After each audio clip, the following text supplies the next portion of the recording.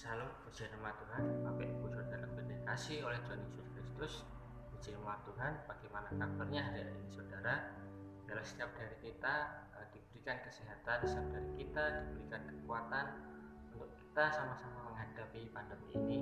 Dan buat teman-teman yang sedang berjuang menghadapi pandemi ini, mungkin teman-teman yang sedang isolasi, biarlah setiap dari kalian diberikan kesehatan, diberikan kekuatan, dan kesembuhan itu mengalir buat teman-teman yang sedang isolasi.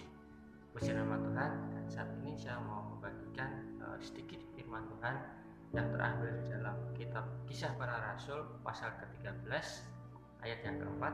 Demikian firman Tuhan. Saulus dan Barnabas di Pulau Siprus.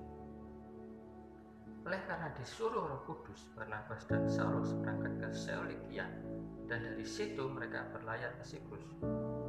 Setiba di Salamis, mereka memberitakan firman Allah di dalam rumah-rumah ibadat orang Yahudi, dan Yohanes menyertai mereka sebagai pembantu mereka. Mereka mengelilingi seluruh pulau itu sampai ke Pafos. Di situ mereka bertemu dengan seorang Yahudi bernama Bar Yesus. Ia seorang tukang sihir dan nabi palsu. Ia adalah kawan gubernur pulau itu, Sergius Paulus, yang adalah orang cerdas. Gubernur itu memanggil Barnabas dan Saulus karena ia ingin mendengar firman Allah. Tetapi Elimas, demikianlah namanya dalam bahasa Yunani, tukang sihir itu menghalang-halangi mereka dan berusaha membelokkan gubernur itu dari imannya.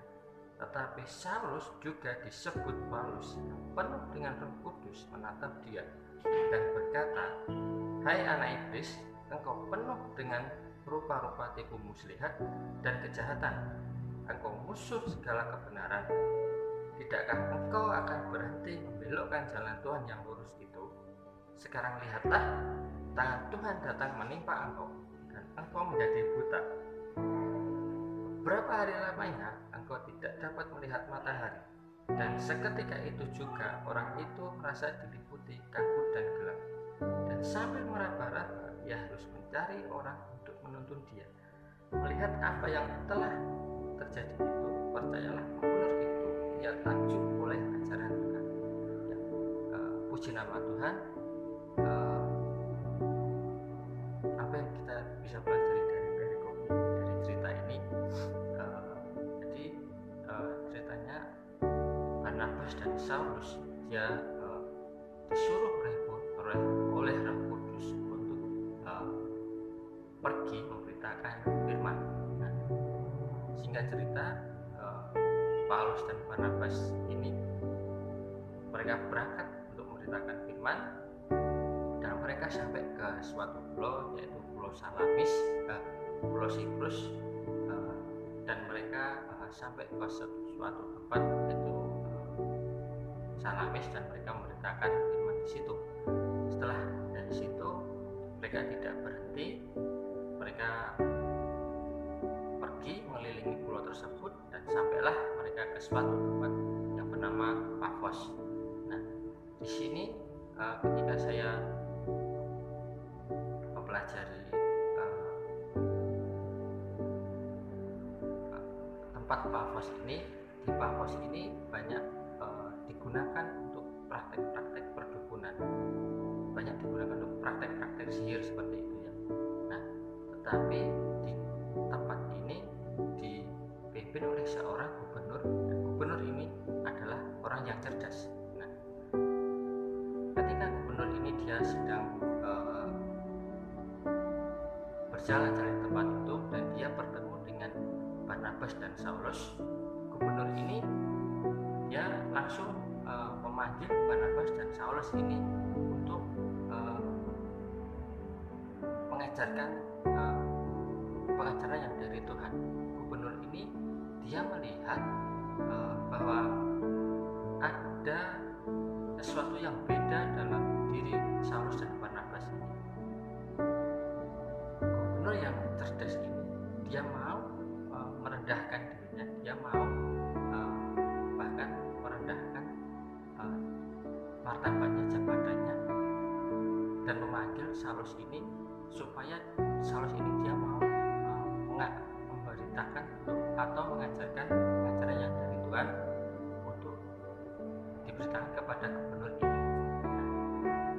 Tetapi ketika Paulus dan Barnabas ini dia hendak memberitakan firman, dia hendak memberitakan pengajaran yang dari Tuhan, justru Saulus dan Barnabas ini dia dihalang-halangi. Nah, dihalang-halangi oleh ahli sihir di tempat tersebut. Singkat cerita, Paulus menjadi marah dan dia berkata dengan keras ya terhadap penyihir tersebut, terhadap tukang sihir tersebut. Nah, singkat cerita, tukang sihir tersebut dia menjadi buta ya, karena Paulus dan Barnabas dia mau memberitakan firman terhadap gubernur ini, tapi dia dihalang-halangi. Nah, singkat cerita, penyihir ini, ahli tukang sihir ini, dia menjadi buta karena apa yang sudah dikatakan oleh Saulus ini. Dan ketika gubernur ini melihat apa yang dilakukan oleh Saulus ini, dia langsung percaya dengan pengajaran Tuhan. Nah, apa yang bisa kita pelajari yaitu gubernur ini mungkin dia belum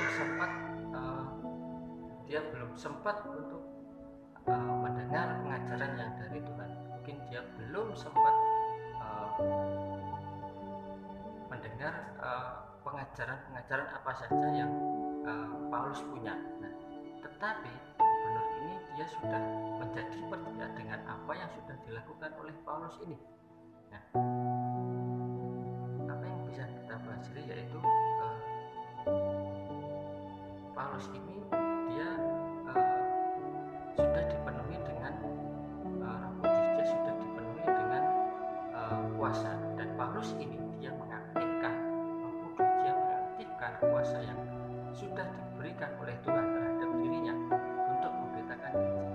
Nah, mungkin hari-hari ini di saat-saat pandemi seperti ini, mungkin kita tidak bisa ya seperti Paulus berjalan ke sana ke sini, pergi ke sana ke sini. Tapi kita di zaman sekarang ini kita sudah diperlengkapi dengan teknologi, kita sudah diperlengkapi dengan sebuah teknologi. Mungkin kita hanya lewat status kita, mungkin lewat kita menelpon teman kita cuma katakan kesembuhan akan mengalir kepada kamu, seperti itu, suatu kata-kata yang simpel.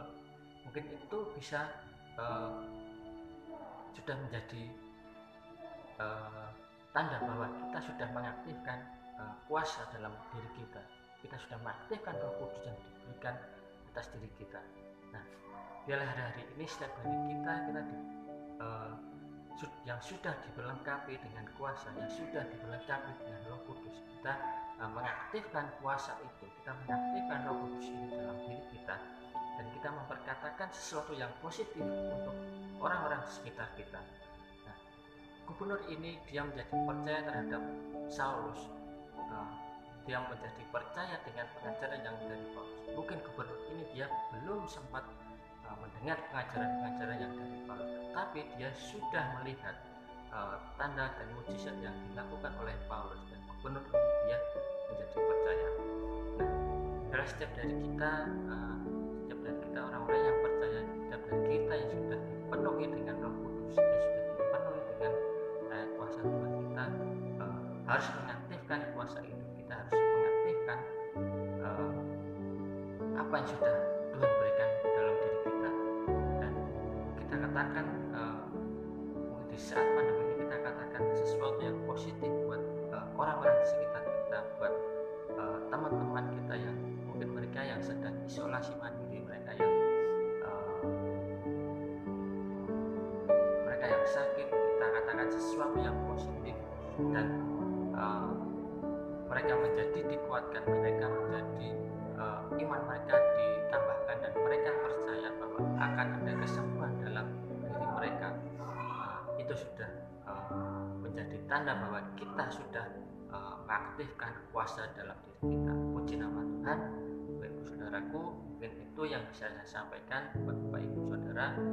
Biarlah ini menjadi berkat buat kita semua, menjadi berkat buat saya, dan kita sama-sama memperkatakan sesuatu yang positif untuk orang-orang yang sedang berjuang di sekitar kita. Puji nama Tuhan.